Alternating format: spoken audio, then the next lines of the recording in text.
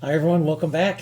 We're continuing on with some of our landscape challenge. I had all different kinds of ones drawn up today to show you, and I thought, well, let's do something that's a little different. Let's go paint down into the Grand Canyon, floating pictures from a float trip on the Colorado.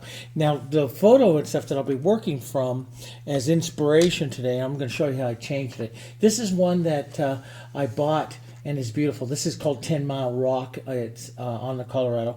And I purchased this from Adobe Stock Photos, and so I can use it for some inspiration. But I wanted to change everything out. I don't want this to be about the, every artist is different, and I like to make a journey, what's called a visual journey through the painting. So I don't want this to be about 10 Mile Rock. So I just want it to be about a float trip really down the Colorado. So what I did was, and I put it here underneath my glass, like I did with the last one, is I took 10 Mile Rock out with Photoshop, which is what I like to do.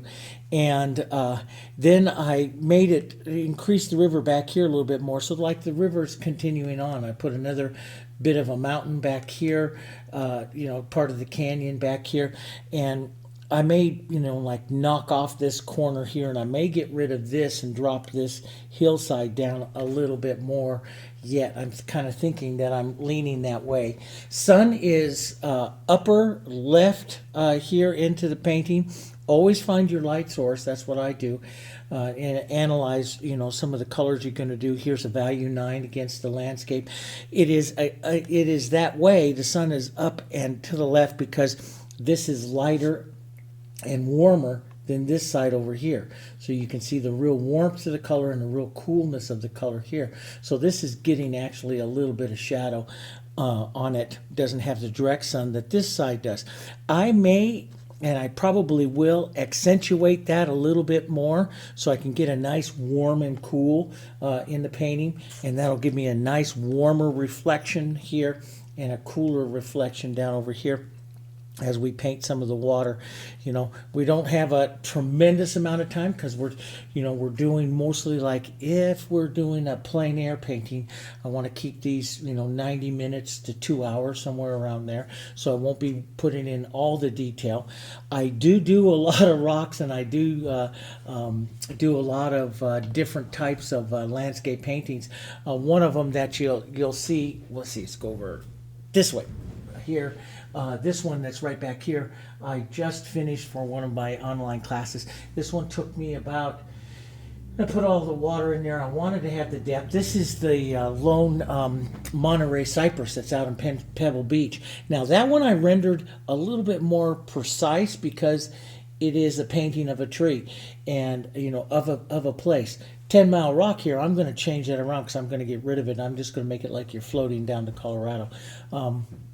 So I do both. I do all kinds of things. But that one right there took me about, it is a 24 by 16 painting, and it took me about a little less than 5 hours to paint it. There are some that I do bigger ones that I'll put a tremendous amount of work into. So all this little detail and stuff like that, well, we'll see how far we get into it. Mostly I want this to be about a visual journey right down through here. So that's one reason why I put this here.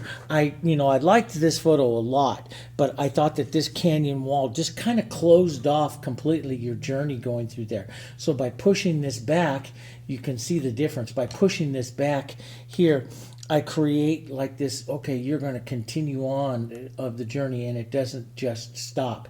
You get sometimes wondering what's going on there. So here onto the board, this is a regular 11 by 14 board that I have here. I just started to sketch on. I took the painting here, and you can see the corner of it up here. I took it right up to and printed it out onto my laser printer, and up to the 11 by 14 here. And then all I do is, what I was doing here as I was just starting to sketch this right now, is I drop in marks like, I use my square like here, and, sometimes if I want to get a more accurate representation of it here, and then I know my shoreline is going to come right back down here along this point there like that, so I get that nice angled shoreline. And there'll be some rocks and stuff up here. I'll want to come up and take a look at. But this is a great reference tool. So I marked my center journey, which was right there, and from this point I can come up. I'm going to start out right about here. I don't, I just use it to help me reference sometimes, and so I'm going to start that angled here. Now this is one thing that I was thinking about doing, is eliminating down this side. So on this side here, it's quite a big angle and quite a big wedge. I might want to give just a little more drop and maybe an extra little angle here to this side of that part of the canyon wall there coming down, and like I say, maybe get rid of that extra little one that's over there. And so I will bring this out and drop this down at a little bit less of an angle here, like this, by something like that. So it's not reaching up quite as high. That levels that V down just a bit. And every artist is different. We're all different at, how we want to, to draw our journeys and stuff. So I'm just going to set that one in like that and set this other one crossing right back into here. So that will get them maybe a little bit more of a height difference there. And this one could come up a couple times. So it's going to set my canyon walls in there. And then the water will come in on this side back down over here. So then I'll just angle that. And I do like a little bit of a break, and like a rock's going to come out there, and then that's going to come right back there like that. So that sets up, and you can see right there with that all together, that sets up that really nice line. The reflections into the water will be down about like this, and since we've moved one back here, we'll have this pretty much closed off right there, and then that'll give us an area for blue. So there's a lot of different ways. Some people, if you're not really good at sketching and stuff, if you want to have a nice casual artistic career, sketching is something that you should do a little bit more. If you're emulating something like, well, I'm doing lone cypress out there with that, I'm very accurate with my sketch, and even the rocks and the little rock wall and everything in there, because it's a recognizable place. So I try to get very accurate. With this one, I wanted to relax it a little bit and play with the atmospherics of the painting and see if we can just use our photo for inspiration. That's what I do most of the time. I use photos and stuff for inspiration. I don't like copying photos, because that is something that I just don't really like to do. Okay, so what I'm going to do is I have my photo out here. Here's my glass, same colors that I had last time. This is my Hansa Yellow, my Indian Yellow, Yellow Oxide, the Naphthol Red Light, Burnt Umber, Burnt Sienna, which I feel is going to be kind of a popular one today. The very cool Phthalo Blue, Ultramarine Blue, Red Violet, Black, and White. I'm going to be using a lot of fusions, bristles, maybe my scraper. This is actually a putty knife. It's the Warner, which is all covered up because I've used it so many times, but it's the Warner 2-inch knife.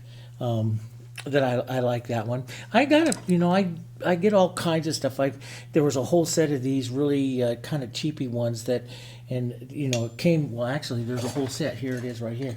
There's a whole set. I got the whole set, through. Bought it up on Amazon, and it was like $20, and you got 18 different palette knives. And since I use them for scraping and stuff like that, I thought, well, what the heck, give it a try. And so I've used it a couple of times, these kinds of flat knives and stuff like that. I do like the springiness and the scraper itself. It's actually a putty knife. I do like that one a little bit more. All right, let's go in here first, and let's go right to our blue. Since we have a lot of the burnt sienna, which is more towards a real toned orange, keeping your blue slightly here, just slightly to the violet. So a little bit of the ultramarine blue into it will keep it nice and pretty, give it a nice contrast because they're almost complements. And then let's just lighten this up here to, we'll step and drop down, step and drop down. I want to go really light right down along that edge there, which is almost to the white that you see there, right in there, which is going to be just about your value 9. So you can basically see the sky there that we will want to put in. And so we'll come in now. That, you know, it always gets me just, you know, I put that on and you know, just how much darker that looks. I want it just a little bit darker than my white that I have on the board here already. And I want to make it atmospheric here, so I want to kind of pull this around. And since I haven't really decided yet if we're going to do clouds or anything in there, so I want to scrub it a little bit, and that will help me create the atmosphere that I want to do into the painting here. So I want to scrub it, model it around, grab some of this stuff, keep it a little lighter there towards the end, maybe just even take this down over some of these back hills here, especially over that one. And if you worry about losing your sketch, some of that will come back as it starts to dry up, but that'll work pretty well in there. Let's just keep that nice and light right there. And then we'll go up a little bit more blue. As we go up a little higher, I go right into my rocks a bit, and that'll keep a nice kind of a blue. But I like the atmosphere from working and scrubbing your brush in many different directions. This is my Fusion brush, 3/4 inch, and just working that in there. Sometimes I hit it with a paper towel. I want to concentrate on using a little more paint. I want this painting to be nice and thick and rich in color, so I want to use a lot of paint today as we work this. Let's get that nice light, really get that light right against that edge. And so a nice misty atmosphere, lots of paint. You know, this is one of the things that you know, I read all different kinds of philosophies and stuff, and one of them that, you know, I've told you about is the masters always said that younger painters just never use enough paint. So that's one of the things that I always like to do, is just like get that paint on there. Let's get enough paint going in there. Now let's set up an undertone. So I have this right now, so let's just add a tiny bit of the burnt sienna right here. Let's find that undertone there, which is kind of purplish, bluish purple. It'll throw you sometimes just how purple and how toned and stuff something is. But see, that burnt sienna, you think, oh, I got this burnt sienna, but look how violet, purple violet that is in that photo there. And it is, you know, and so I'll take some blue and some of the violets, and we'll mix this down. We'll keep it light. This is going up against the sky, so you can see here, you know, I'm pretty darn close to what it is, and we can model some of that other color in there. But I always like to get that just a touch lighter. And let's just come in and just pull down, leave this kind of streaky through here like this. And so we've kind of found that tone that I want to use in there. And you know, you can break that up. You can tap into a little more sienna blue kind of color. Don't get it too dark. You want to keep everything here really light. We can pull up a bit and add some of that atmospheric, you know, look to it here. But break it up just a bit so you get some movement to that canyon wall there, to that side of it there. So we have just a bit of that type of movement. Let's atmosphere that just a bit more over here on that side, right up against that edge there. And that'll be kind of good. That's just a nice look. That gives us our first look at it. And of course we can paint it again, but look how light that is. That's your like value 8 and 9. And you know, I really want to preserve that down. This might be a bit dark down over here, so Let's get that up just a touch lighter. When you're working with acrylics, the acrylic artist always thinks that we always remember our acrylic's going to dry slightly darker, so we know that. Let's go over and let's find this next one here again into the violets, but we'll bring out just a little less this time. And so you can see that color up against there. It's going to have a lot of blues in it, isn't it? You see that? You see those blues and colors in there. So we'll have to model some of those in and add some of those here. Let's just get that a little bit more atmospheric. So this is the undertone blocking that I'm going to do. Of course, we'll do all of that nice, wonderful painting and stuff on it as well. But we just want to get some of the color on here, and I want to add some broken lines. Keep your calligraphy kind of light and broken here, and stuff off this. And you know, the funniest thing is, yesterday I was washing some dishes and stuff, and grabbed in there, cut my finger with a knife, you know, and I put a Band-Aid on it, and so as I was finishing up that painting there and I was moving some of the water, man, I kept hitting with that Band-Aid. It just made it absolutely perfect. I was like, well, maybe I should use a Band-Aid in my technique of painting, because it was, when I touched it with my finger, it was just perfect. So, you know, it took off in slides and gave it a little bit of a different feel. So it was kind of fun. I'm just going to, you know, you have your choice, you know, if you're going to leave a real edge.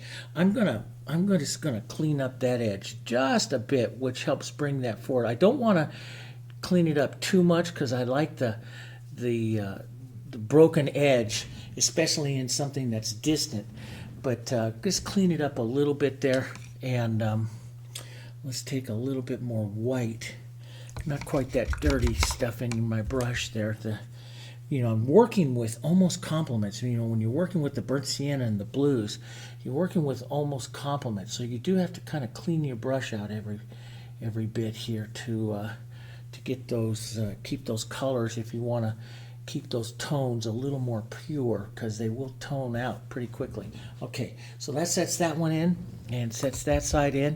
Let's keep going. Let's keep moving here. Let's go up and set a darker one, a little bit more, but we're going to keep this kind of lighter, warmer yellow that's going to be here. This will be the undertone. We'll model it with some of this other stuff, so, but we'll be able to go a little bit darker here. And let's just undertone this, leave it a little bit chunky and rocky here as we come up the sides. Move your brush in all kinds of different kind of angles here. We'll pull down. So this is, and just leave it chunky like that. Leave that brush mark, that brush movement there. Let's just go ahead and add maybe a touch of the burnt umber and burnt sienna right up here, and put a few marks of that pulling down. See, I like that fusion brush because it's nice and soft, and I can just use a very light pressure on the brush, holding it like that, tapping that around, and you'll get a lot of that nice canyon kind of movement there right away, just like you know what you're doing here. Let's come back to where that angle is. Let's tap some of that along. Just a little bit of burnt sienna and a little bit of the blue. Now this keeps this nice and warm. This is the light warm side of where that canyon wall is hitting, and we'll change that up. We'll add some cool, some shadows, and some additional lights here as we get going into the painting. But you think about, you know, as you're applying even the undertone or original block of the painting that we're doing here, you think about your light source and placement of it.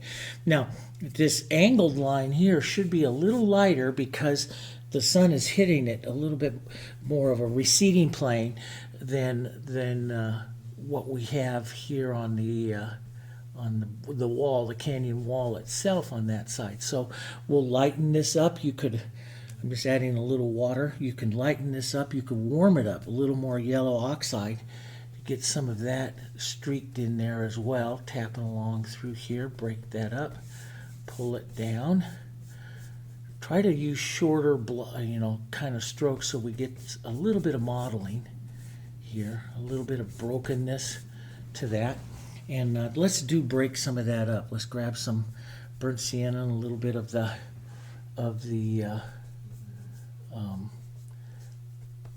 burnt umber, and we'll just knock some of this stuff in here real quick. We'll just knock in the idea of some of it real quick. Just push your brush around, tap it, push it around. We'll paint more depending on how much time we have.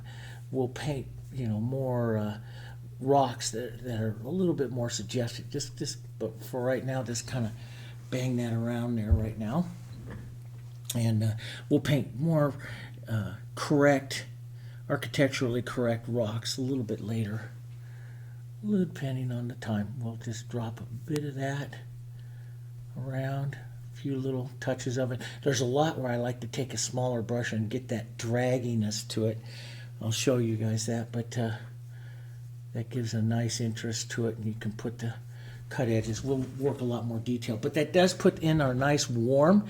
And as you can see, if you look at here and then you look at that photo, it is a nice undertone. Now, I'm kind of deciding that I'm going to probably lighten up the painting a little bit more than what you see into the photo.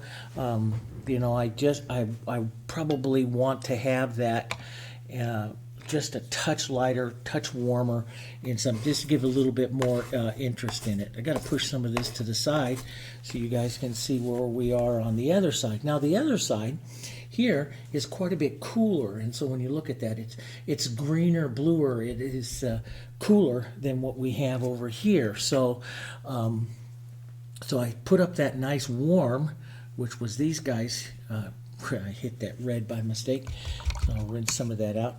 I pick up that nice yellow and some of that burnt sienna here, that nice warm over here. Now, what I'll want to do here is to emulate that particular color that's there is I'm going to add a little bit of, just a touch of that cooler phthalo green blue. And you'll see I'll start to come in here. Might even get a little of that ultramarine blue, but as I cool this off, as I hit some of these blues, look at how it gets closer and closer and closer into some of those tones that you're going to see right in there on this one. We can even add a bit of that red. That gets it real close, but it's cooler. It's a lot cooler than what you have here onto the other side here. So you'll get this, and you'll look at that, and I'll look at that right away on my painting to see if I have a nice light and dark, warm and cool of that side of the hill there that we want to angle that in. So I'm going to have a warmer side and a cooler side, and that looks pretty good. This other side up here, now I might streak that just a bit here, tap that around. This is another way when I do block painting of desert scenes and stuff, that I'll use my paper towel to break up some of it every once in a while here, and and that's what you want, is you want this nice brokenness that's going to add a bunch of different movement, and that has a whole bunch of smaller rocks on it. So let's cool and darken that just a bit more, a little burnt umber and some of that I think put a little bit of that red and some burnt umber and the phthalo green blue here. Let's add just a touch of water into that, and we'll pull some of the verticals here, stick that up here, break the edges just a bit here, so we'll get that nice pull, that vertical down, so it's a little bit darker than what that other side is there. And I do like that. It's a bit different than the photo, so we'll have to adjust a few things, but I do like that it narrows you down, but it doesn't close you down completely, and we'll have to bring the canyons a little closer right over here with just a bit more of this tone, maybe crossing over, running into that just a bit here. I'm looking for what we call in paintings the visual journey, and visual journey through my tones. And I teach a lot of this in color theory and stuff, and how to use your colors to create what Munsell and all of the masters of theory and stuff before us told us to create to get some of these journeys, these visual journeys. So I'm watching the tones. Let's just wash just a bit more of this into some of that light right back here. Let's just push in a little bit there, back into that back side back there, a little bit of that coming through there. And so we'll work on that. But now you see, you start to go back there. Let's come up now, as I'm going to come in through here, water, painting the river and the water. We're going to do it several times here. Water is, when you're dealing here with the Colorado and stuff of the Grand Canyon, which I've been there so many times, the stillness of the water here is going to be accentuated by pulling down, pulling your colors down, and it should always be a little bit darker than what the actual mountain is causing the reflection here. So I'm just going to quickly suggest these right now just by pulling this down. We'll refine all of this quite a bit later on, but I'm just going to quickly suggest this. A lot of people paint their water, and I used to always paint my water really wet, so I'd worry about keeping the acrylics wet, and I don't necessarily do that anymore. I paint with a lot of different tonal techniques, so it's a little different. And let's go over a little more burnt sienna, a little bit of burnt umber, a bit more of my green, slightly darker. And let's pull some of that down. It's going to come right back down in here. So we'll push this down. This is just a good blocking in, but I want to pull down and leave some of those vertical strokes here, which gives you the length. And pulling down also calms the water. It does what we call calms the water. I'm going to put a bit of that right in here, and then I want this to dry up so I can work it several times here like that. So I want that to dry up. Let's lighten, continue some of this just a bit over through here, and vary that tone a bit here, and just come in and carrying just blocking in the colors, and concentrating also about getting rid of little light spots, what we call the holidays of the painting here.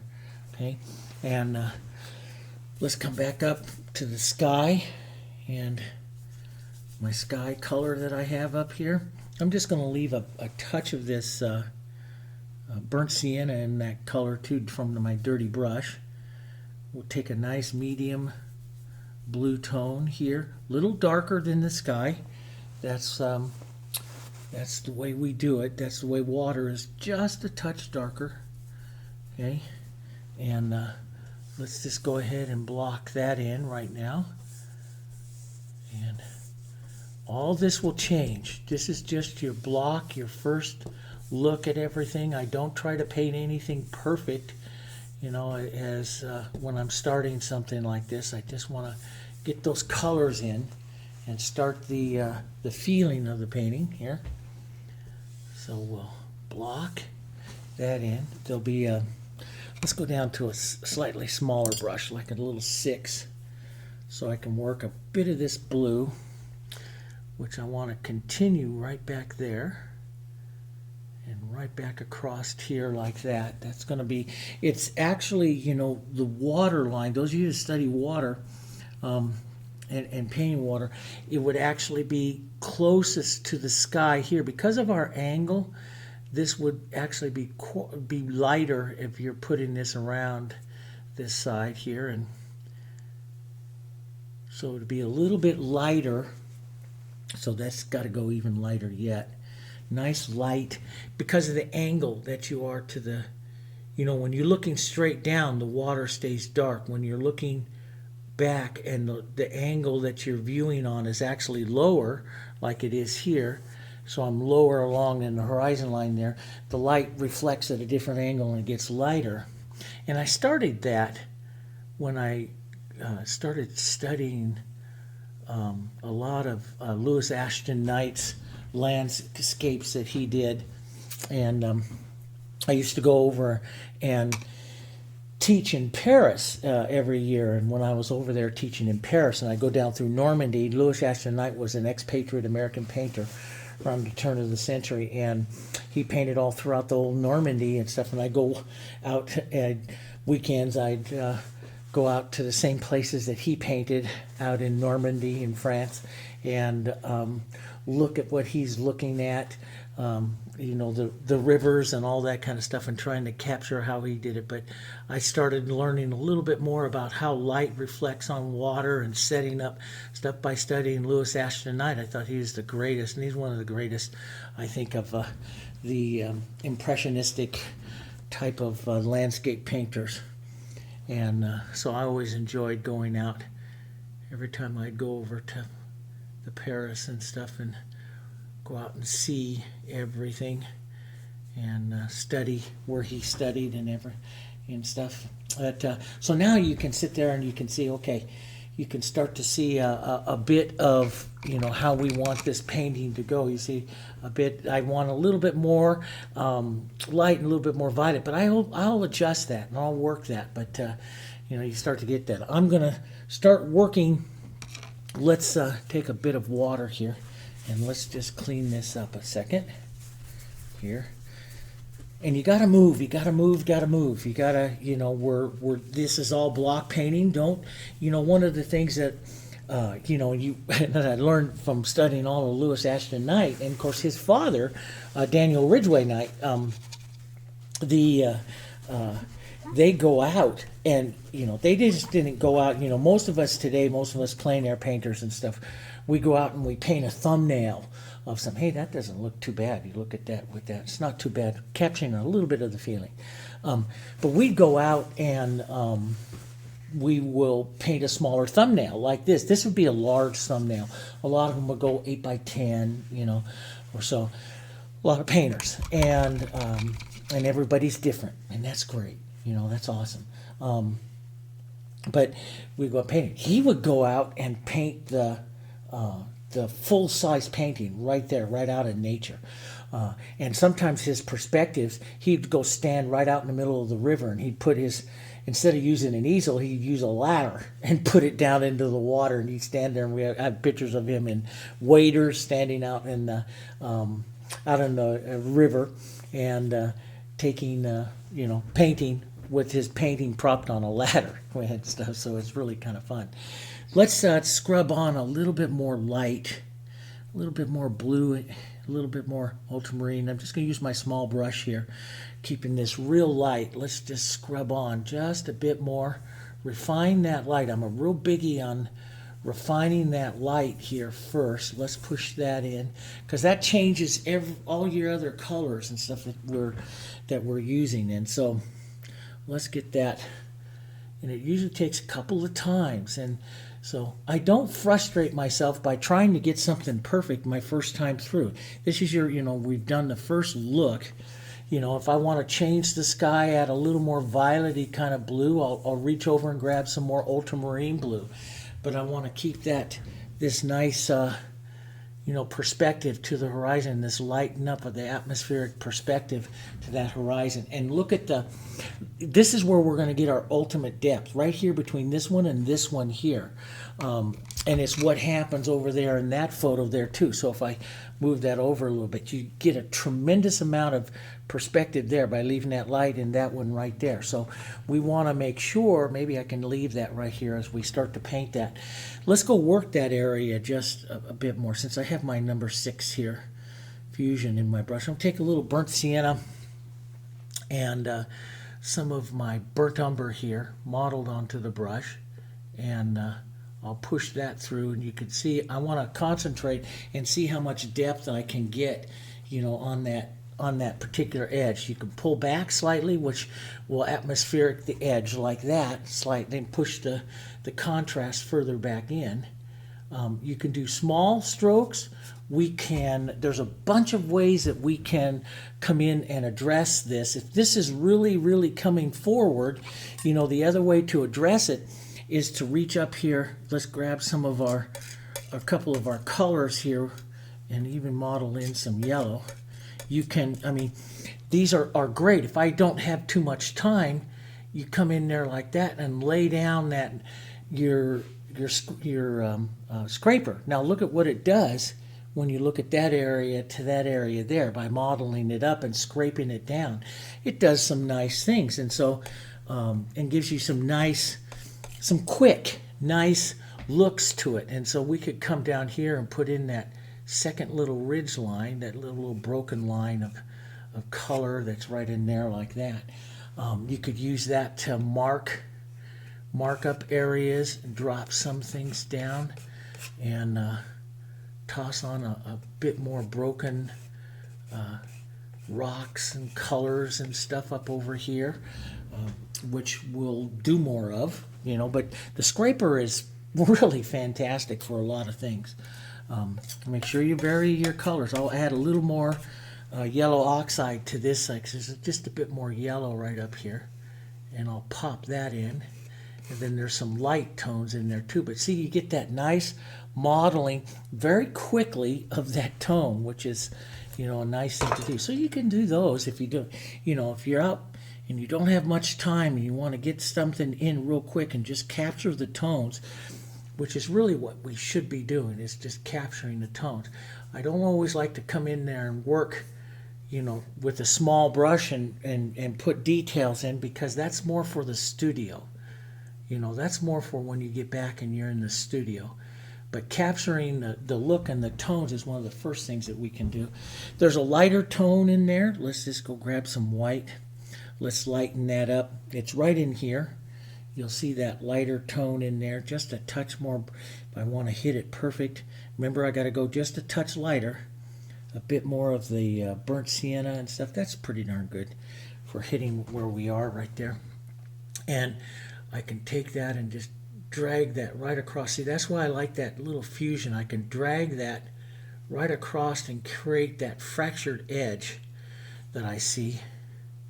And I hold it very flat and let the ferrule just drag right on the ferrule just drag right there onto that onto the surface. So it's almost like scratching it just a bit, and that'll help you get some of these different looks. There's all kinds of ways, though.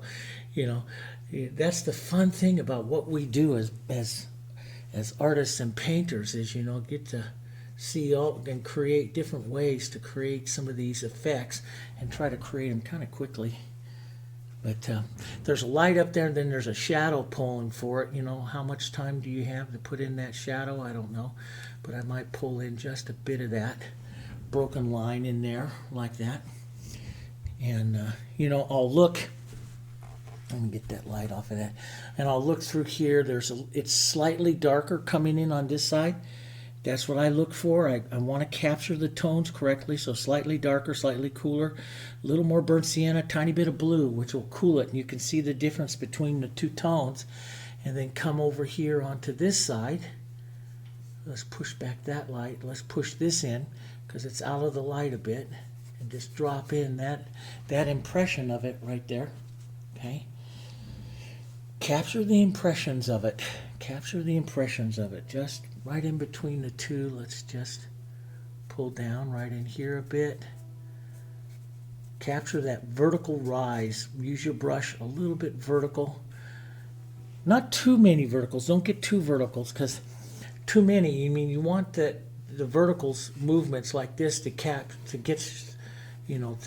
that lifting of the painting, but you don't want to get too much, because that takes you vertically instead of back through your path, your visual journey that we're setting. So I will always watch that to what my path is here.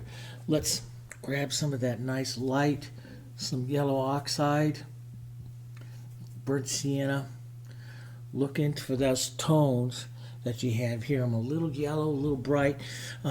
You can instantly tone that with a little bit of blue Always check that out. And that nice ultramarine blue is a nice one to use because it's a lot weaker than the actual blue, and that's a lot better. Just a touch yellow, but it's a lot weaker than the Phthalo Blue. So it's a good blue to use for intoning and stuff like that. So let's just see where I am here. Yeah, that's right in there. Now I want it a little bit lighter though, and maybe just a touch warmer, so I know where I'm at here. Let's just use this, and there's all different kinds of ways. Lightly push this around like this, capturing some of that, set up some of that nice movement here, so that you set up that nice vertical, that nice sliding movement here to this. There's a nice little ridge of rocks that I kind of like right there. So I'll kind of angle that just a bit like that. Break it up, tap it a bit, break some of that up. But leave, and this is where, if I'm quickly doing something, capturing something, man, I'm going to leave some textures and stuff like that, especially if it's up here right along my visual path that I want to pull somebody in there. I'm gonna leave a lot of that. And let's put a few strokes of that right through here. A little cooler, I have just a touch more of that, of the blue and stuff into that. So let's go our burnt siennas and a little bit of our brown. That's just a nice shadow color. If you want to cool that shadow anymore, you can add a touch of blue. Look at how much cooler that takes that color. So you can have a warmer shadow and slightly cooler shadow as we go into work. I don't want to spend a lot of time in here, but if you start putting in the correct planes with your brush, the pulling down and the angling plane, you can start to really quickly create some little looks of rocks and stuff through here. Okay, grabbing some of that through. I'm not going to get all wild and crazy about it, but take some out with some light here. So you'd have the light struck plane, the shadow plane pulling down the light struck plane here. Some medium planes here. I'm just going to emulate them. I'm not going to copy them.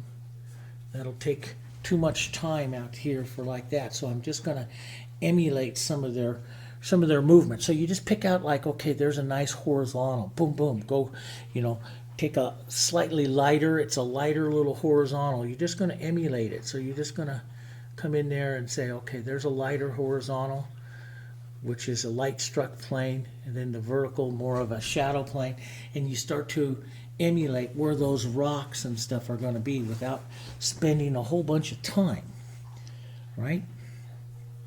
You want to go spend time, then you can. And you do what I do, like when I did the wrong way. When I did this one here, and I do the rocks, I started out the rocks the same way that we're doing here, and then I go back and I work them again and again. Those rocks are worked about 4 or 5 times to put in broken color, other colors, other tones. My first go through is my first impression of it, of the paint. So here I'm going to use some vertical strokes to kind of emulate where a few of those rocks might be here along the plane. Here, I don't want to get too much into it, but it's the vertical here. A little bit of burnt umber, tiny bit of blue, get you a nice cooler one, and we'll grab there'll be a few cooler, darker ones here, and push them around a bit. But you can see, boy, if you just take a little bit of time, you'd be able to emulate, this side of this canyon pretty quick.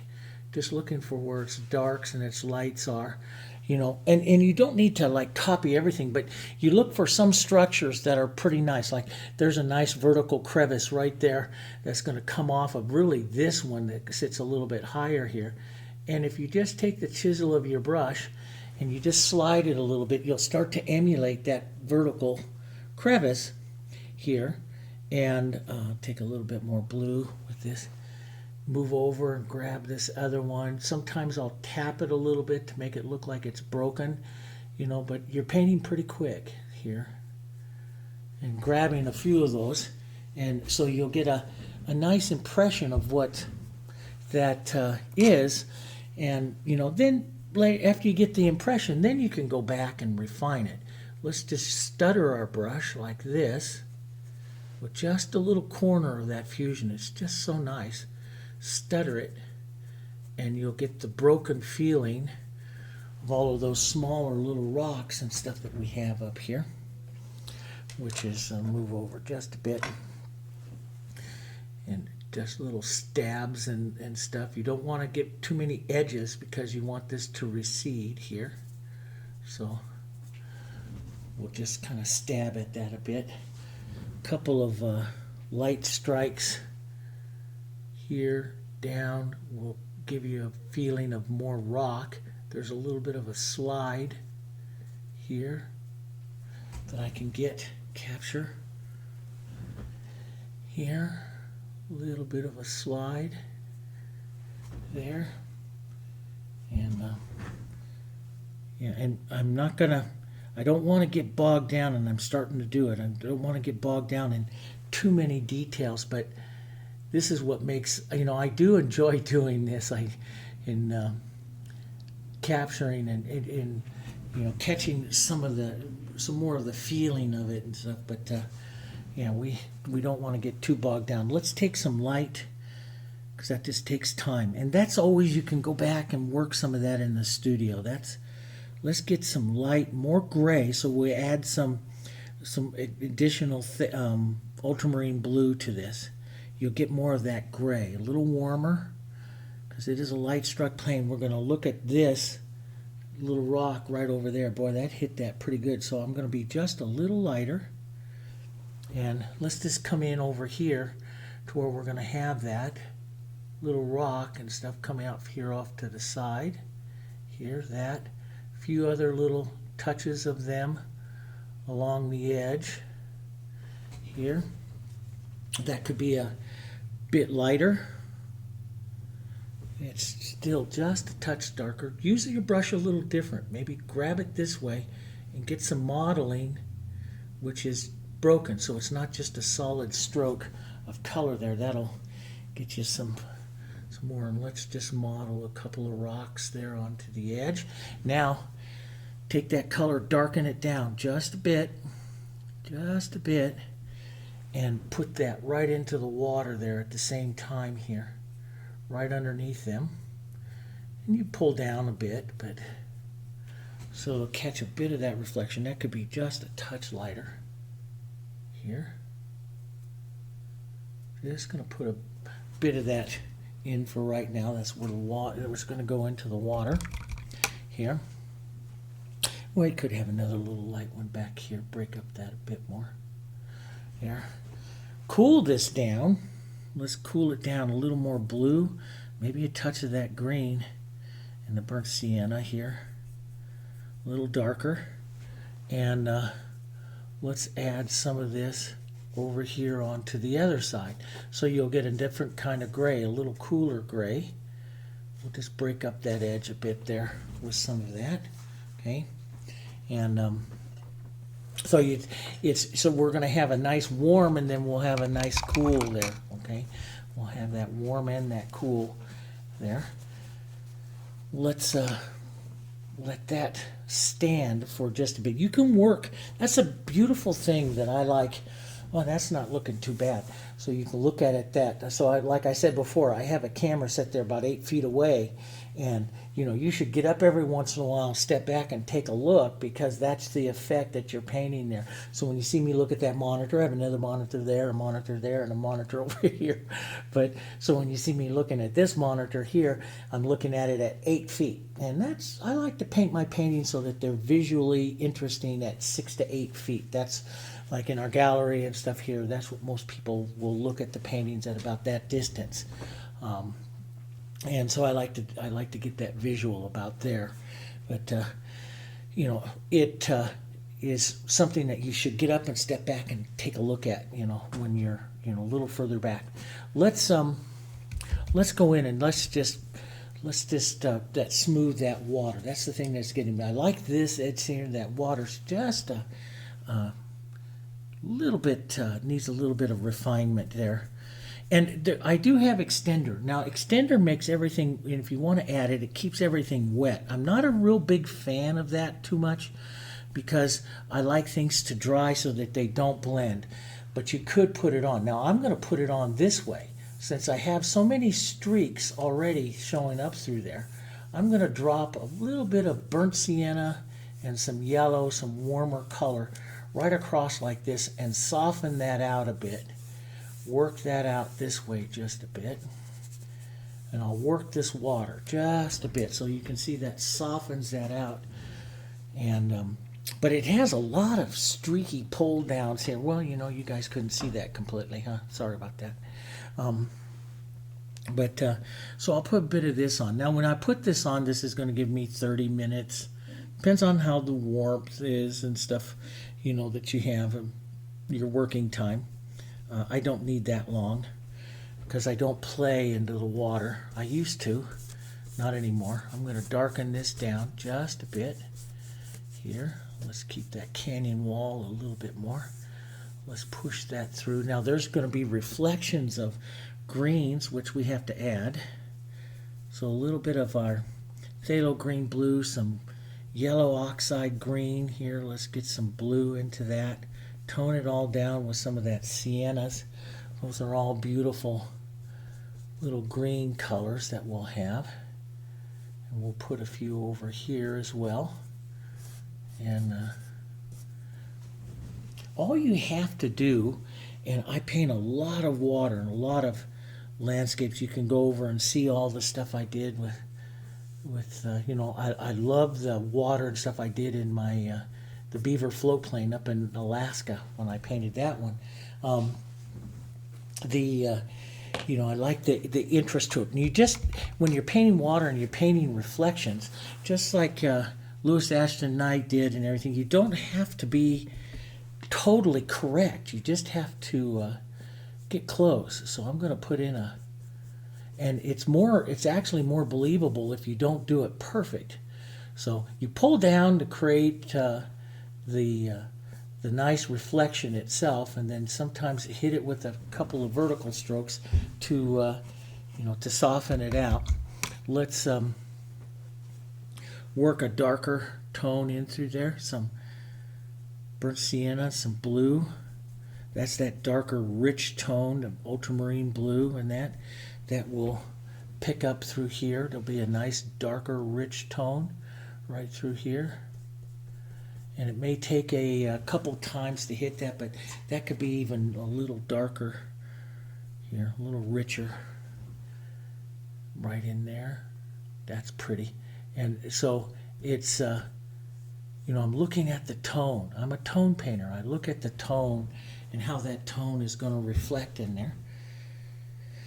That's really nice. I'm going to have a streak or two of that. You'll see that streak or two of that right in there. So I'm just going to lay up a couple of verticals here. And if I want to soften the vertical, I just lightly go sideways, just a bit. But get that, you know, get the tone in there so you don't have to blend. That's the biggie.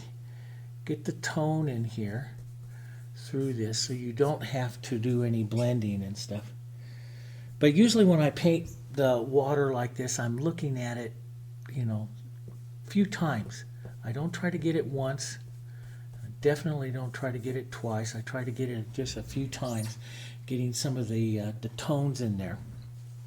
And that's looking pretty good. Let's get a bit more of our rich color, which will be the one of the richest colors is a real gray from our ultramarine blue, burnt sienna, and a little bit of that violet. Nice, cool, rich color. And you'll see that right in here. Do you see that right in there? That's that real rich color right in there. Dark, we're talking value 2 or so. Let's work some of that right in through here. And see, if I lift the pressure on my brush, I start to do what we call, I lift the pressure and I start to get a granulated stroke out. And that's that real believable watery stroke. I'm going to pull just a bit of that for that canyon wall right here. And you can blur that out slightly. But we're going to take a little bit more of a little bit more blues and stuff over the tops of that. Let's pull up a bit of that dark through there like that. Blur that in. Pull that. That's nice pulled in. Let's pull down just a bit more. So I'm watching my strokes and my lifting and my pulling up and down here to get some of that nice effect. The tones, and you see the tones in through there. So this tone has to come through. So you can see I'm not doing a lot of blending. I'm streaking the tone. I'm going to go, I want this to be very broken here, so I'm going to keep a light pressure on my brush. Let that fusion just do the job. See how it breaks the tone? Okay? So just light pressure. Let that just streak right across like that. Very light pressure, and then I don't destroy all the tone that's in there, and you start to get that look of that tone that's right in there. So the fusion brushes are designed so that you use them really soft. You can use them soft, or you can push stuff around, and I like to use them really soft in a lot of things. Let's go to a smaller brush here for a minute. Find an old. I like my old ones. My old ones work really well for me. Let's make this slightly different. I always like to change that tone a bit. Don't like to paint too long with the same color, because then everything becomes the same. So I'm always changing. Always like that change. Here. Let's pull across here just a bit. We'll work the light back and forth across here for a minute. Okay. And good, that's going good. I want to put a slightly warmer, lighter tone. I'm looking for that one right there, a bit of yellow in it. Let's pull that down right in through here. Pull that right down in there. Streak that across a bit. So you can see I can get that streak again, just pulling back down across it again here. And there's a lot of people that go in there with a soft mop or pull in there. I'm one that if you're having to mop something, you're using the wrong tone. Go adjust your tone. I'm going to pull this because I know it's going to darken down a bit. So I'm just going to pull a bit of that. I like that nice light, which I still got to come in there off that one hillside there and build it up a bit more. But I like that light. There's some other nice lights. Not quite as warm, so we'll dark it down just a bit. Pull down just a touch here. Get a bit of that streak. See, it's a tone here, right in there. That's kind of nice. Now, my original blue is a little bit more green. So if you look at this, I wonder if I step that camera back just a bit. You can get a little bit more of both of them in. So my original tone here, when you see that, it's a little bit more green. Here it's a little bit more violet. I do like a bit more of the violet tone in that. So a bit more of my blue, touch of that, of the ultramarine blue. If you want it to lean green, you're in phthalo. And so that's too violet. So let's add a little phthalo to it here. And let's lighten that up just a bit here. It's always nice to have this one here. I'm going to be too violet, but I'm going to be pretty close, but I'm going to be just a touch too violet there. And that might not be too bad, though, if I'm going to add a little water. If I'm going over my greenish kind of tone here already, here, it might not be too bad. That's pretty close. A little more ultramarine blue, a little less of the, and touch lighter. More ultramarine. Let's just streak that across. I like to lift right off the edge like that. See how you create that fractured edge? So I'll streak. I'm going to leave some of this other blue in there. I kind of like that. when I come up to do that edge, there's a couple ways. One's press down your brush and pull back, or two is come up like this and then fracture off the edge. Need a little more paint for that to fracture off the edge like that. Just lift off, pull off at that angle, and you'll get that fracture-y kind of edge that you see over there. And so to create this broken edge there that's like that, what you do is you hold the brush here and you just pull back and forth very flat on the brush, and that breaks. Let's break up that line that's right there, and see, that'll give you your fracturing to your water right there. You know, it was explained to me a lot, and I used to study a lot of the masters, and it was like, you know, they always say, you know, Sargent and stuff always says use your brush like a pencil and everything. And I started looking at all this stuff. It's like, yeah, you know, we got all these tools and instruments to do all these things. And, you know, how would you do this if this was a sketch? You'd have a pencil. You don't have, you know, 16 million different types of shapes of lead to do all this stuff. You learn it with pressure and with, you know, how you're approaching something, the angle of your pencil for detail work or for general shading, you know. And so I got thinking, well, yeah, that does make kind of sense, you know. To make the thinner lines here, we'll hold more of the chisel of the brush here and roll it to put on a little bit more paint. Let's come back up in here.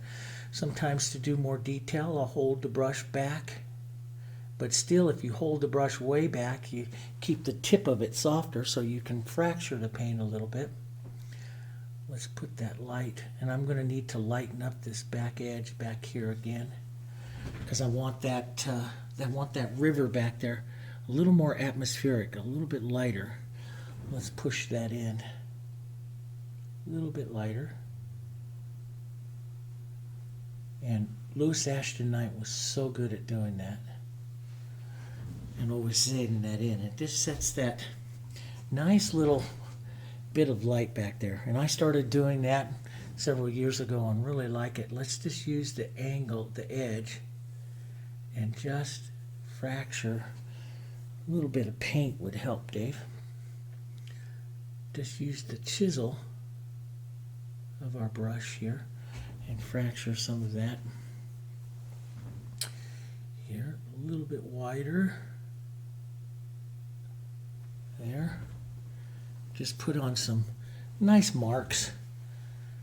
Now some people go in and attack it with you know, a small brush and liner brush and do all that kind of stuff, and you know, I think that's awesome. I used to do that. I used to be into realism and used to do more of that, and it just, after a while, just drove me kind of crazy. I love to paint, but I like the look of it being as a brush mark or a stroke or something. Now, here I got a little bit wider one here. If you want, I just want to show you this. I'm not bothered by it, but I will show you this. I'll just take a mottled color. If I want to take that out, you're in a vertical area, so just come back in and touch into the vertical, and you can take out, if you have to adjust anything here, just do it in a small vertical like that, and you can take it back out. If you want to soften some edge here, don't pull it in a horizontal, because you're in a vertical area here, so you can push up and down with the vertical and take some of that out. It doesn't even have to be exactly the same color. You're just increasing that nice vertical there, and that's is a great way to do it, and that's an Ashton Knight thing. And I'll just grab a few light ones here, just a few, and just whisper them on, just a bit of that. I'm going to put a touch more light. Let's get a bit more blue and a touch more light right across that. I said at the very beginning I want to make this a little bit lighter, a little bit more. So let's just build that again. Here. pull it across and see if I start out and then I lift the pressure off, it gets that granulated fracturing edge. I control that, just like you would do with a pencil or something like that. You can smear it and soften it out with your finger here, or your Band-Aid, whatever you want to do in there. You know, either one in there works. So let's get a little bit more light right across here. I'll use it and see if I hold the brush like this, I know I apply more paint down. So I'm applying a little bit more. And here, push that in and out there just a bit. If I want to take some dark, more of a blue violet kind of stuff, you'll see a little bit of the more of the fracturing edge there. If I want to go back and take just a bit of paint in there like that and just kind of go back and forth like this and let some of that fracture just a bit, and I'll go back, take just a bit of that dark out. Sometimes I do this fracturing also with like my bristle and stuff, but I really enjoy the fusion. I know this fusion like I do my pencil, and so I know how to control that. But if you really want to fracture that up even more, here, you just go back and forth. Here we'll take a bit of that burnt sienna in there. And this is wet right now. It won't fracture as nice if it's wet than when it's dry. It fractures the best, get more granulation to it when it is dry. But I'll just show you here. And I'm going to even more of a strike, so I push my brush down, a little heavier color right there. So I push my brush down, so I put in a little heavier color. But see, I lift the pressure, and you get that granulation there, which looks pretty good. Let's, okay, Dave, you've done enough of that. Let's keep going here, because we're going to run out of time. So I'll take some of the lights just a bit. Let's just tap a bit of that along there. Okay. Let's lighten up our light strikes over here. Warm them up just a bit. Lighten them up a bit more right over here. Since we put some of that other stuff on. As you work through, don't ever think you can't go back. As a matter of fact, you should always go back and revisit a few things, because, you know, as you put one color on, it's going to affect everything else around it. You know, so get used to going back and putting in and adding taps here for some shadows, some shadow planes here to some little rocks. If you're pulling light, then you're pulling shadow. So you're pulling different angles and stuff here. Let's go over just a bit more, just a touch. So, and of course along the water line, there's some that would push a little bit more of a shadow along the water line in a few areas, you know, that you would have. And you can, you know, bring your colors, or just like what I have right through there, I'll just take a little water and pull up and down. Just a bit of water, just pull right up and down, right into where I was, and I'll pull that shadow, that water line right down into the water there as well. And, you know, if you're putting highs and lows on your rocks, you should put highs and lows on your reflections there as well. I'm not going to get too involved into this, but here. I want to keep going. So you see that just a bit into there. Okay, let's add some softer darks, a little bit atmospheric. I have this nice blue. I'm going to add it to some of my darks over here that I had. Let's just run through here a little bit of that. I like that kind of almost bluish kind of color. I'm going to take a bit of that right down in here, model it just a bit here through that. And I need to have that stronger horizontal here. I was trying not to do it, but it really kind of needs it here. And we'll pull some down here like that. Okay. Yeah, it really kind of needed that. Let's put a softer light through there that will a little bit more. So it's a little bit of the sky color, slightly light here, and what that'll do is it'll make that a bit more atmospheric through here. It'll give me the modeling and stuff, but see, it makes it just a bit more atmospheric and shoves that further back, just a little bit further back. Let's get up into some of my other colors and get some blues softer. The blues make it lighter, more atmospheric, and grayer. So, and that makes all nice colors for what we want to do here. Pull down slightly, step out, make it a little bit more of a angle there. That's nice. Here, let's just break up some of that. Break up some of this. There's a nice little, and I like it, nice little horizontal on that top up there, kind of light. I think maybe I'll try to preserve that right up there, because it's a nice look to the mountain, to that canyon wall there. And let's go grab a few darker tones here. Just lift off just up a bit. Get rid of a couple of those holidays. There, like that. Keeping them softer. And you can always go back with a bit of your atmosphere, your blues and stuff, to soften, render some of that a little softer. Here, break that just a bit. I like the brokenness of the canyon walls and stuff there. Let's lighten that just a touch. Warm it just a bit of burnt sienna here. Pull down just a bit, up and down sometimes, down.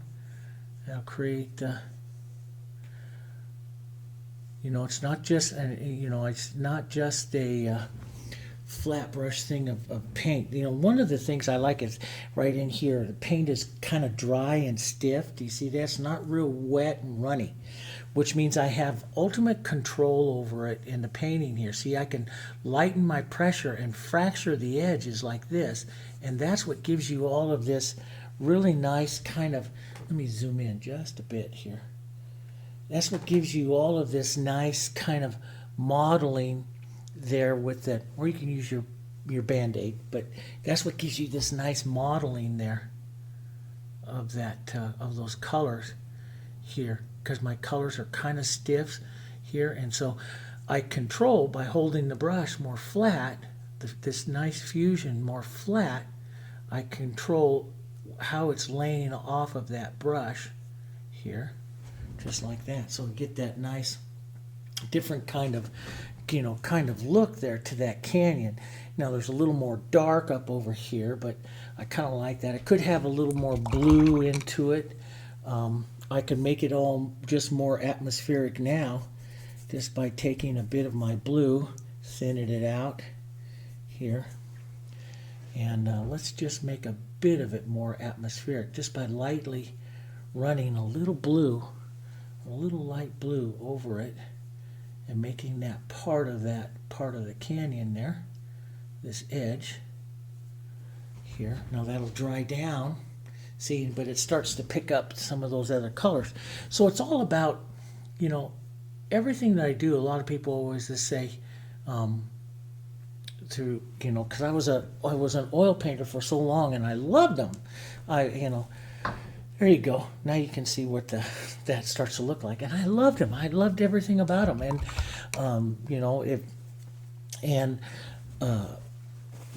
but I paint so much faster and so much easier now because I don't blend. I paint in tones. And you're watching me make these tones. And, that's how I do it. And it works wonderful. So those of you that can't, because, paint in oils and anymore because of health issues or whatever, boy, the acrylics can really do it really nice, because we can, You know, we can do the same types of things. We just do it differently. We don't try to make our acrylics, don't try to make your acrylics act like oils. Paint in tones, paint in tones. So what I'm doing here now is a little burnt sienna, a little bit of blue to keep that cooler, that grayer. I want to come over here and I want to cool and gray this side of this hill here. Push back just a bit of those edges. Let's leave a little fracturing to that edge there. There's a little holiday right there. We'll push some of that in. So this side over here, I'm going to have a bit of light to it, a bit of yellow, a bit of light, but it's not going to be as light as this other side over here. So I want to come in, there's a bit of it, so I'll use it flat like this and just push. See the granulation? I'm using my paint kind of stiff. It's not real runny, so I get this nice granulation to it, and that's what makes all the little surfaces of rocks and the feeling of it. Let's pull down like this is two little breaks here. So we'll just break that edge. Not that I want to do a lot over here. Sometimes I'll pull some horizontals there. Let's put another little tone in there. In there like that. That's a little smooth for me here, so I'm just going to break that up a bit here. But yeah, that'll work. Let's drop this edge a bit more down. Now I've got to probably darken, cool and darken here. A little more blue, burnt umber, touch of that, so I can make this advance in front of that more atmospheric backside there. Let's just drop a bit of that in there so I get some of that cooler stuff there. Okay. And just going to add a couple touches of that over to this side. Now let's go over, let's model burnt umber, blue, burnt sienna. Here's just some darker colors. We'll just kind of model that in here. Just using the corner and rolling and pushing your brush to get some nice movements in there. There like that. So we'll push some of that in. And then we'll grab some of that, and then with some more burnt sienna, touch of yellow, model it up here, lighten it up here. And put a bit of this in and just kind of scratch this through. Leave some of that original undertone there. There, going through. And to really get that to show forward, we really should put a bit more of a scratch of dark right along that edge there. Break that up. And show forward a bit more. And yeah, this get a bit of yellows in there, some greens and yellows, some lights. Kind of, I'm not going to get wild and crazy with doing all the rocks, but you could. You can see how you can. We're just kind of capturing, what we're trying to do is just kind of capture that area, some of that look of that area there. We'll step back just a bit more. Go over. Okay, just some of that area, that look. And of course there's green bushes and stuff. We got to put those in. Stuff here. But yeah, let's push just a bit of those colors into this canyon. Just a few of those. Bit of that interest. Darken this down. Just keep moving, keep moving. Keep your decorations going. Let's pull up and down here a bit. Nice shadow side of that. And yeah, I like everything I have here, but I sure could get a little bit lighter. Sure could get a bit lighter. Yeah, let's just add a few more little movements here. We forgot to touch along burnt umber and blue, touch the shadows and little marks here onto our rocks onto the sides here as well on this side. So we could probably touch a few of those and probably go to a smaller brush. I'm painting all this with, this is like my 6 or 8. I could probably go down to a smaller one. Let's get a little more gray. But I'm a big advocate of Sargent, who always said use as large a brush as possible for any given area, and that keeps it keeps away from what we call repetitive strokes, and that's what we try to avoid as landscape painters. You don't want to have repetitive strokes, touches and stuff. So working with a big brush really kind of cuts out your repetitive strokes. If I was back in, well, I am in the studio, but if I was, out working and you're going to refine this into a studio painting, you would definitely put more of your values and broken colors onto these rocks and stuff like that. But, we're not there today. And I'm a little bit same right here. So that's not really that great. So I'd probably break that up a bit with a few more little rocks, touches, so it's not all the same. Then we'd have, since we put green into the water, we'd have to put these greens up here, yellow. And another really great green is your Hansa Yellow and black, and adding that just makes wonderful greens, nice rich pine type green colors.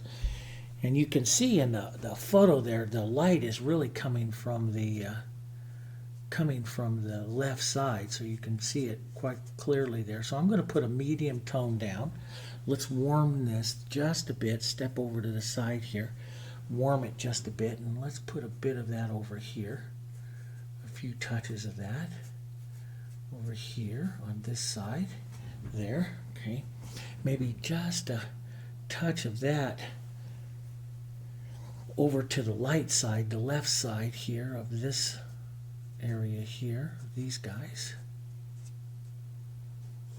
Do them quick, and then we'll grab some of our blues, burnt umbers, drop it right down over here. And if you grab a lot of blue, sometimes it's great to grab that red, which grays that down. Look at the nice, deep, rich, dark that you create. That's a nice, because of the red, it's a little warmer, so that's a nice little shadow side, nice little shadow for this side over here. A little touch here and there, just little touches of them through there on that side. And we'll cool it, just a touch of red violet into that, deeper little blue here.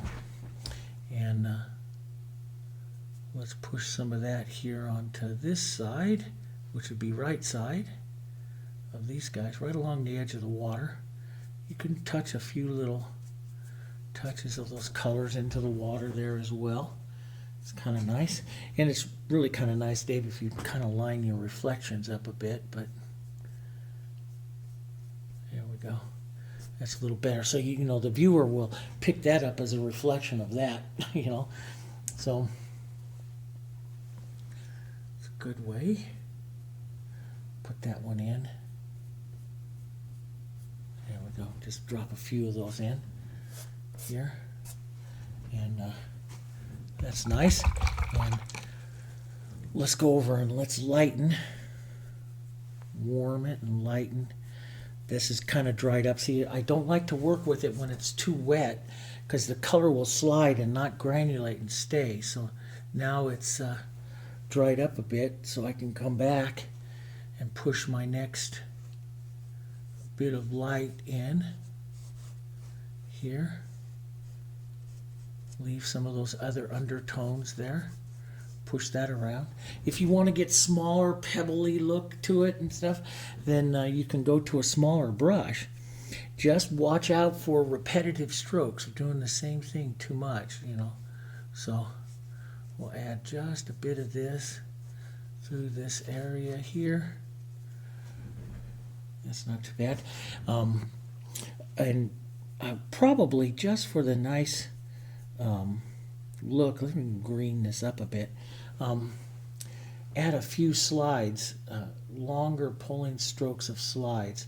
I like that because that gives nice motion to it. So even if I don't see it in a photo, I usually add a few of them because I like the slides. But if I'm emulating something perfectly, like 10 Mile Rock or something like that, where this original photo came from, maybe not, but because you're trying to paint what it is that you see there. So, but just a few of those, and a few of those other little darker marks through there, like that. Now, so I have that, and I kind of like that. Maybe a pull. Let's do a horizontal because there is kind of a horizontal feel or angled feel there to that one. So a little bit of some angle feels to that. See, that kind of breaks up, those angles. I want to keep that side soft. I want to build this other side a bit more. So, and this is where I want the viewer to go, right in here. So this is really where I want to build up, where I want to do that today. And so I'm going to lighten up, warm up, yellow, burnt sienna, white, some of these grays, blues, different colors, tones here. And I'm going to put in more of a lighter, and I'm going to go lighter yet, slide here, because this is where I want the viewer. I want the viewer to track right along into this area, pulled into the painting a bit, right into there. So there's ones. Let's lighten and warm. Step off to the side so you can see it. Lighten and warm. There's my original. Here I am now. Let's take this. That's a little wet. It was a little wet in my brush. I don't want it wet because I want this to kind of drag a bit. So that's wet there, so I have to use even lighter pressure. It's wet. It's best if it dries slightly, but because I want this fracturing. See that fracturing that I get right there? Pushing that, I want that kind of fracturing that I get right there. And let's pull this back like this and just set that in and fracture that up. There, just a bit. Let's fracture right here from that rock up. Get a bit of that highlights fracturing there. That's good. Gives you a nice look. Let's smaller. I just use the chisel and just don't press very hard there.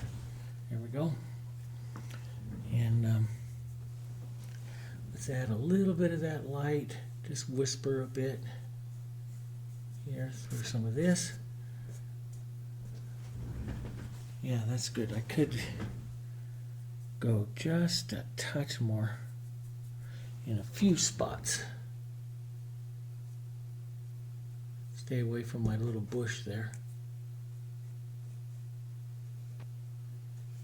Add a few little marks here to that other side there. And yeah, that's good. And I'm going to lighten blue, lighten that edge here. Boy, you just don't breathe because it's dinky. Grab that nice horizontal light there. It's bent just a bit. And it's a real good optical thing is to go ahead and put this dark back on in front of that, the darker that, so you get a nice like clearer line right there, and you see you'll push that water back a little further. Now that water is ever so slightly crooked right there, so it really shouldn't be. So I'm going to take a little bit of this back hill, a little darker.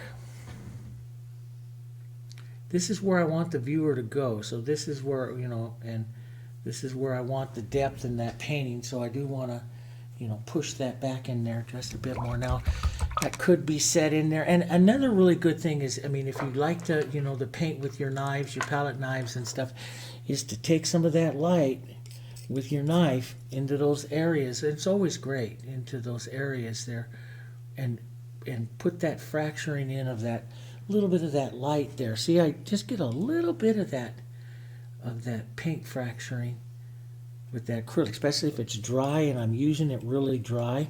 And sometimes you have to kind of push it and force it on in there, but you get that fracturing, and see that little bit of fracturing just adds that, and you can scratch it, just adds that extra little bit way back there that just pulls the viewer down in there. Now I can do that also, a little different. So, you know, going back and forth between your knife and the fusion and stuff is great ways. I paint fastest with the fusion, faster with the fusion than I do with a knife, but a knife does nice things and get you some of that nice look. And you know, and now I'm just gonna come right in here, as we're right at just about an hour and a half into the painting. It's right about where I want to stop. So last thing that I probably would do, that needs to be sometimes they dry down. It could be just a touch lighter, but is revisit this light right against this edge back here. And that's just, boy, you know, when you're working with that looks kind of cool. You know, when you're working with that dirty brush, and you're working with ultramarine blue, which is very weak pigment, and you're putting this light on. If you have just a touch of that burnt sienna in that brush, boy, it tones that down and grays it down. I want to keep this real light, so lots of white and just a tiny bit of the ultramarine blue, and that's saying a lot because ultramarine blue is very weak. So just almost white here that I want to push right against that edge. It gives me a good atmosphere right here. That gives me good depth. I can break that edge of that little hill right there a bit, right in there, and work that up here just a bit higher, and then let it start to atmosphere off. Break this up, fracture a bit, fracture it through the sky, since we have fracturing in our hills and stuff like that. Fracturing up into the sky is a good painterly thing to do. Take a touch of that light that you had there, and don't breathe, but touch it back through there. Now let's go just a touch more blue, and we'll push the final up here into the front. And then, you know, you can go through, add more to, I probably, you know, add a little bit more. I probably will add just a little bit more. Yeah, that's a better light right up there. To touch of the light, even though you don't see him too much in the photo, I would probably add just a touch more yellow, touch of this light right up here, and push a bit more of a highlight right there onto the bushes, just so you get a good feel of light and dark. Don't do it to the other side. Those are in shadow. Or at least that's what we're doing there with this one, is putting them in shadow. And yeah, and so you get a nice, let's center this up so you can get a nice optical feel for that particular painting. You can go through and work a few more of your tones. Let's look at that back there though, but that's a pretty good optical feel. You know, there's one spot I just saw, and of course, you know, I'll probably stop here and then see a few other areas that I might want to change a bit, but it's right here. It's too much of an angle. I do like that where it dips down just a bit, so I'll just take a bit of my blue and touch over that, and then I'll show you how you hide that from you doing that. So I'll take a touch of my blue. Doesn't even have to be exactly the same. I'm going to touch into that, and then I'll model it a little different. Touch into it again here, and let's just grab a bit of that lighter phthalo and touch into that here. Touch along that edge. I do like that. It's got to go just a touch lighter, but I want to break this edge down here round that down. So it's not quite that much of a point right there. See, that's a little better. Breaks that, kind of rounds that down. And then let's just scrub that out into the painting. Even a little water here. And boy, just a tiny bit of that burnt sienna in my brush. That's kind of pretty up here. And through there, a little water into some of this. A little bit of that sienna in there is kind of nice. And that's a little weak right up there at the very top. I just saw that. So, you know, here I go starting to find a few areas that should change. But I'm just going to pick up a little bit more blue here. And a little more ultramarine. More blue. Right up at the very top up here. And yeah, let's go more ultramarine. Fun. It's fun. It's fun to do this and keep it kind of, give yourself a time limit so you keep working so you don't, you know, it's very easy to start getting a bunch of rocks in here to get lost into the rocks and, you know, start over painting stuff that you really shouldn't be, doing up there, you know. Now, how do you soften all of that other kind of stuff out? Just rinse out your brush, okay? You're an acrylic artist. What's your solvent? Water. What helps move things? It's just like you're an oil artist, you thin out to move stuff. We thin out with water, and we'll move through just like this, and we'll create that nice optical sky here. Don't think you have to blend. You don't. Use your solvent.